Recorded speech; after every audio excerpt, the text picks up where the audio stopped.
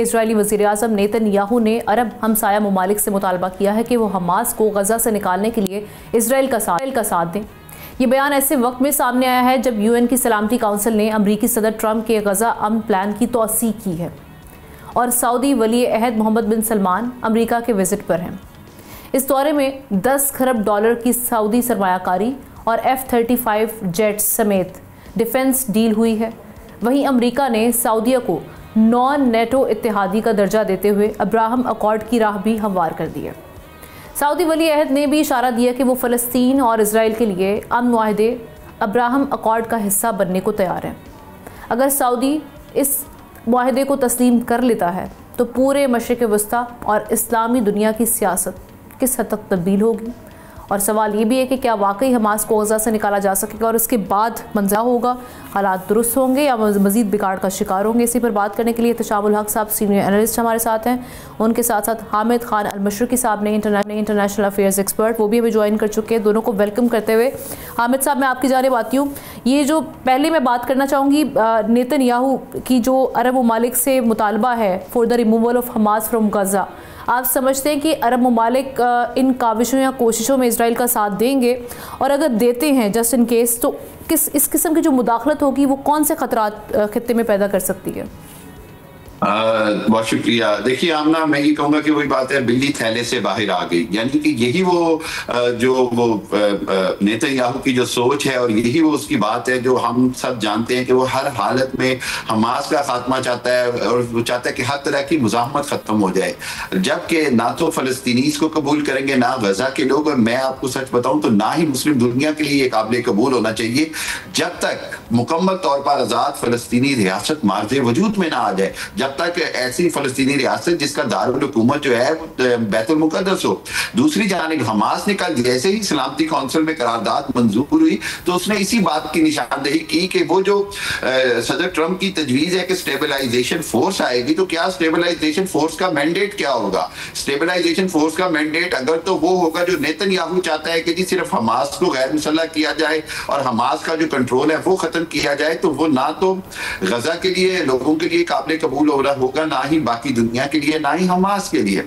बुनियादी बात समझने की ये है कि जो सदर ट्रंप का 20 निकाती मंसूबा था उसके अंदर जो फ़लस्तीनी रियासत के हवाले से बात हुई है उस पर अमल दरामद होना जरूरी है। हमास का गैर मुसल्लह इस हालत में हो जाना जो है वो मैं समझता हूँ कि फ़लस्तीन के लिए इंतहाई नुकसानदेह होगा, क्योंकि हमने देखा कि चाहे वो कैंप डेविड मुआहिदा हो, ओस्लो मुआहिदा हो या बाद के मामलात हों, जहां जहां पर भी इसराइल ने मुआहिदा किया उससे बाद में फिर गए। और नेतन्याहू जो है वो तो किसी हालत में कोई क्रेडिबिलिटी ही नहीं रखते हैं। सो मेरा जो अभी तक तो सिनेरियो मुझे नजर आ रहा है उसके अंदर ना तो हमास ये बात मानेगी गैर मुसल्लह होने की, और स्टेबलाइजेशन फोर्स का जो मैंडेट है वो बड़ा क्लियर होना जरूरी है। स्टेबलाइजेशन फोर्स के साथ साथ जो वहाँ हुकूमत बनने जा रही है, अगर वो हुकूमत ऐसी बनती है जो सिर्फ मगरबी ताकतों की और टोनी ब्लेयर जैसे शख्स की सरबराही में बननी है, तो फिर भी बहुत सारे सवालात खड़े होंगे, जो कि टोनी ब्लेयर के बारे में आप भी जानती हैं कि मुकम्मल तौर पर वो जंगी जराइम में शामिल था इराक के हवाले से। सो ओवरऑल इस सिचुएशन को मैं अगर नटशेल में देखूं तो मैं समझता हूं कि नेतन्याहू के जो अज़ाइम है उनमें कोई फर्क नहीं आ रहा, उसमें कोई कमी नहीं आ रही। ग्रेटर इसराइल की तरफ बढ़ रहा है, हमास के लिए नाकाबिल कबूल है। मुस्लिम दुनिया को हर हालत में हमास को गैर मुसल्लह करने का इस अंदाज में किसी सूरत भी साथ नहीं देना चाहिए और ना ही देगी। आगे हम उसके ऊपर बात कर लेते हैं जो मोहम्मद बिन सलमान। मैं आती हूँ अब्राहम अकॉर्ड के हवाले से मैं आपसे सवाल करूंगी, लेकिन मैं एहतशाम साहब का इस पर तज्जिया ले लूँ, फिर दोबारा आपके पास आती हूँ। एहतशाम साहब, अरब कंट्रीज़ की जानिब से आप समझते हैं कि इस स्टांस पे जो नेतन्याहू साहब ले रहे हैं इस पे सपोर्ट आ सकती है, और साथ ही साथ अगर सपोर्ट आती है या नहीं आती, दोनों सूरतों में क्या होगा? देखिए हमने बुनियादी तौर पर तो ये बात मेरा ख्याल है सबको बड़ी आसानी के साथ समझ आ गई है कि जितना आउट ऑफ द वे जाके प्रेसिडेंट ट्रंप ने नेतन्याहू को और इसराइल को सपोर्ट किया है, शायद किसी दुनिया के मुल्क ने नहीं किया। आपको याद होगा पहली टर्म में 2016 में जब इतनी मुखालफत दुनिया ने की, मीडिया ने की, उन्होंने अपनी एम्बेसी जो है ना तल अवीव से यरूशलेम शिफ्ट कर दी थी। इस हद तक वो आगे चले गए थे। और अभी भी आपने देखने के जंग में भी सब लोगों को पता है कि आउट ऑफ द वे जाके सपोर्ट किया नेतन्याहू को। और एक स्टेज पे तो ये भी खबरें आई थी, उन्होंने कहा कि अपना काम जल्दी ख़त्म करो, यानी जिसको मारना है मारो, उसके बाद बातचीत की तरफ आओ। लेकिन अब सूरत हाल हम ना बड़ी तेज़ी के साथ तब्दील हो रही है। लेकिन ना सऊदी अरब का जो अब रीजनल रोल से ग्लोबल रोल बन रहा है, तो वो सऊदी अरब को ये बड़ी अच्छी तरह पता है कि इस वक्त सारी दुनिया जो है ना मुसलमान मुल्क उनकी तरफ देखते हैं। ख़ास तौर पे 8 वो ममालिक जो मिले थे जिनके सरबराह प्रेसिडेंट ट्रंप को, और ये गज़ा का पीस प्लान बुनियादी तौर पे वहाँ पे तय हुआ था। अब इसमें थोड़ा सा भी अगर प्रेसिडेंट ट्रंप पीछे हटते हैं ना, लेकिन ना बाकी बातें तो आपने जुल्म ज़्यादती कर दी, सब कुछ कर दिया। किसी स्टेज पे ये भी हो सकता है कि हमास को जो है ना वो कहते हैं जी अनाम कर देंगे, लेकिन ये है कि एडमिनिस्ट्रेटिव अथॉरिटी आप कैसे छीन लेंगे, लोग कहते हैं उनके पास रहनी चाहिए। और फिर ये बात है कि ये जो सेल्फ डिटर्मिनेशन वाली बात थी, तो उनको इज़राइल को अपना ये हक़ देना पड़ेगा जो उन्होंने तस्लीम किया हुआ पूरी दुनिया के सामने कि 2 स्टेट सोल्यूशन होंगे और वहाँ पे फ़लस्तीनियों की हुकूमत होगी। अभी देखें जंग के दौरान ही बेशुमार मुल्क जो है ना यूरोप के, उन्होंने तस्लीम किया और अपना फ़लस्तीन को, और उन्होंने कहा कि जी हम उनके साथ ताल्लुकात रखेंगे। तो बहुत बड़ी इज़राइल की नाकामी थी। अब प्रेसिडेंट ट्रंप के लिए बड़ा मसला है कि अब वो देखें ना जिस तरीके से सऊदी अरब ने सपोर्ट किया, बहुत से वालों से क्रिटिसिज्म भी लिया कि जी इनको जो कुछ करना चाहिए था मुस्लिम दुनिया ने नहीं किया। 70,000 से ज़्यादा लोगों को मार दिया गया, 2 साल से जंग करके बुरा हाल कर दिया, लेकिन मुसलमान मुल्कों ने कुछ नहीं किया। तो बड़ा ज़्यादा शदीद दबाव है इस वक्त प्रेसिडेंट अपना MBI मोहम्मद बिन सलमान पे, जो वर्चुअली सरबराह हैं, किंग हैं वहाँ पे, वालिद उनके बीमार हैं। तो वो ये अब इस सूरत हाल में मेरा ख्याल है ये अपना प्रेसिडेंट ट्रंप को कहना कि कंसीड करना पड़ेगा, और वो वाकई तड़ी लगानी पड़ेगी इनको नेतन्याहू को कि भी तुम्हारे लिए हमने बहुत कुछ कर दिया। अब ये आखिरी बात कोई मानने के लिए तैयार नहीं, इस पर मुझे लगता है कि प्रो को होगा कि अनाम कर देते हैं, लेकिन यह है कि तुम भी मानो एक आएगी कंसोलिडेशन फोर्स जो आएगी, स्टेबलाइजिंग फोर्स, उसमें पाकिस्तान कल एक दफ़ा फिर कह दिया उन्होंने ख्वाजा आसिफ ने कि पाकिस्तान उसका हिस्सा बनेगा। तो वहाँ अमन के लिए जो मुल्क जाएंगे 7-8 मुल्क में पाकिस्तान भी जाएगा, तो नए सिरे से वहाँ पे बुनियाद रखी जाए अमन की। तो मेरा ख्याल है ये एक बहुत सीरियस पॉइंट है जिसको ट्रंप भी और बाकी लोग भी समझ रहे हैं। ट्रंप के लिए बाय द वे हम ना जो सूरत हाल अनपॉपुलर हो रहे हैं, लेकिन ये डील इतनी इंपॉर्टेंट है। अभी देखें जितनी बड़ी बड़ी कंपनियां हैं ना वो ऑन बोर्ड आ गई हैं। ये जो सीवियर न्यूक्लियर टेक्नोलॉजी का मायदा जो किया गया है इनके साथ, अपना सऊदी अरब के साथ अमेरिका ने, तो बड़ी कंपनियों ने आना है। $1 ट्रिलियन हम ना, ये अनहर्ड ऑफ है, मुझे नहीं याद किसी मुल्क ने इतना बड़ा मायदा किया और सरमायाकारी के लिए, ये सऊदी अरब करेगा।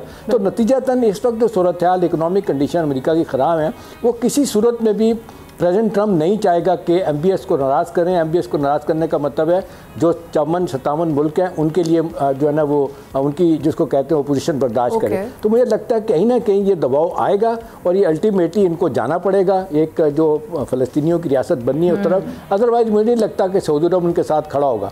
एक और बहुत जो अच्छी बात हुई आमना कि हमारा जो सऊदी अरब के साथ वायदा हुआ दिफाई, उसको देखते हुए कहा जा रहा है कि उनको लग रहा है, बहुत सारी खबरें जो अमेरिका, कल मैं न्यूयॉर्क टाइम की स्टोरी पढ़ रहा था कि अमेरिकियों को अंदाज़ा है कि सऊदी अरब जो है वो उसके पास बड़े ऑप्शन है, वो चाइना की तरफ जा सकता है, वो अपना क्या कहते हैं रशिया की तरफ जा सकता है। और एक इसमें बड़ी खबर आमना ये है कि जिस तरीके से पाकिस्तान, तुर्की और अज़रबैजान ने फैसला किया है, मुझे ज़ाती तौर पे आमना ये पता है, खबर दे देता हूँ आपको, बड़े पैमाने पे हमारा उनके साथ जो है ना जहाज़ बनाने का, टैंक बनाने का प्रोग्राम बन गया है। तो उनको लग रहा है कि किसी स्टेज पे सऊदी अरब भी वहाँ शामिल हो जाएगा। देखिए 2 बड़े प्लेयर मिडल ईस्ट के, सऊदी अरब और तुर्की अगर मिल जाते हैं और पाकिस्तान न्यूक्लियर पावर मिल जाता है, तो ये अमेरिका के लिए भी और रीजन के लिए भी एक बहुत बड़ा तो अमेरिकी नहीं चाहते उनके हाथ से सब कुछ निकल जाए। बिल्कुल ठीक। हामिद साहब, अब हम बात कर लेते हैं अब्राहम अकॉर्ड के हवाले से। सऊदी अरब आप समझते हैं कि संजीदा है, और क्या ये मशरूत होगा इसमें शमूलियत, और अगर शमूलियत इख्तियार कर लेता है सऊदी अरब तो इसके नतीजे में आप क्या तब्दीलियां देखेंगे? आमना बड़ी मुश्किल सवाल आप पूछ रही हैं। देखिए बात यह है कि अब्राहम अकॉर्ड का इस तरह आसानी से हिस्सा बनना सऊदीया के लिए अभी भी बहुत मुश्किल है। आप एक बात समझिए कि जब कोई क्राउन प्रिंस या कोई भी सरबराह मुमलिकत अमेरिका जाता है तो बहरहाल उसके ऊपर एक खास दबाव होता है, जिसके तहत सदर ट्रंप अपने मखसूस अंदाज में उससे कोशिश करते हैं कि कोई बड़ा जो है वो सरप्राइज लेने की कोशिश करते हैं। पिछले 6 साल से कोशिश कर रहे हैं सऊदी अरब को इब्राहिम अकॉर्ड में शामिल करने की।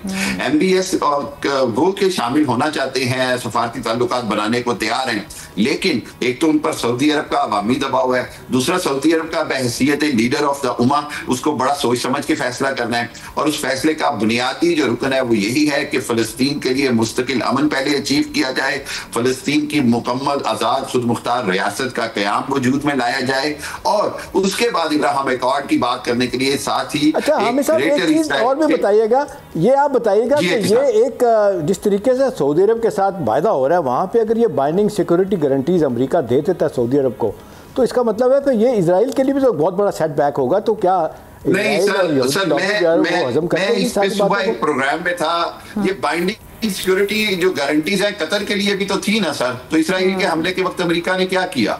बुनियादी तौर पे एक बात हमें समझनी होगी कि इसराइल के मुकाबले में कोई अमेरिकन उसके मुकाबले में खड़ा नहीं होगा, ना ही इसराइल को तबाह करेगा। तो इस हवाले से ये एक बहुत बड़ा धोखा है जो इसमें नहीं आना चाहिए सऊदी अरब को।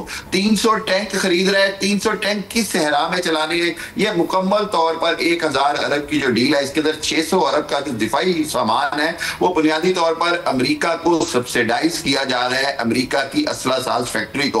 अगर असल में कोई सऊदी अरब का दिफा करेगा एहतिशाम साहब, तो वो पाकिस्तान या मुस्लिम दुनिया ही है, और इसीलिए सऊदी अरब ने एक बेहतरीन फैसला किया। कभी ना कभी वो टैंक हमारे हाथ चढ़ जाएंगे हामिद साहब, जो अमेरिका दे रहा है। ये बात आपकी ठीक है, ये मैं मानता हूँ कि चाहे F-35 हो या चाहे ये 300 टैंक हो, इवेंचुअली इनका हमें फायदा होगा। लेकिन मेरा ख्याल ये है कि सऊदी अरब से वो अलामती तौर पर तो दिफाई मुआहिदा करेगा, अमली तौर पर पाकिस्तानी होगा। और आपको एक खबर देता चलूं कि 22 तारीख को सऊदी अरब के जो अस्करी जो आर्मी चीफ हैं वो एक अहम दौरे पे पाकिस्तान आ रहे हैं। उसका मकसद ही ये है कि वो जो जहां MBS का अमेरिका का दौरा है उसके मुकाबले में पाकिस्तान के आला तरीन हकाम से उनकी मुलाकात, आर्मी चीफ समेत फील्ड मार्शल समेत उनकी मुलाकात भी है। तो ये एक बड़ा अहम डेवलपमेंट है, ताकि वो जो पाकिस्तान और सऊदीया का स्ट्रेटेजिक मुआहिदा है उसके ऊपर अब अमली जो है वो इकदाम होने जा रहे हैं मजीद। सो मैं नहीं समझता कि सऊदी अरब इस पर डिपेंड करेगा, लेकिन ऑब्वियसली अमेरिका के ग्रुप से या अमेरिका के ब्लॉक से नहीं निकल पा रहा, जो कि मैं समझता हूँ बड़ा जरूरी था कि वो अगर चाइना की तरफ थोड़ा आ जाता। सब्सक्राइब करें और बेल दबाएं ताकि कोई खबर रह न जाए।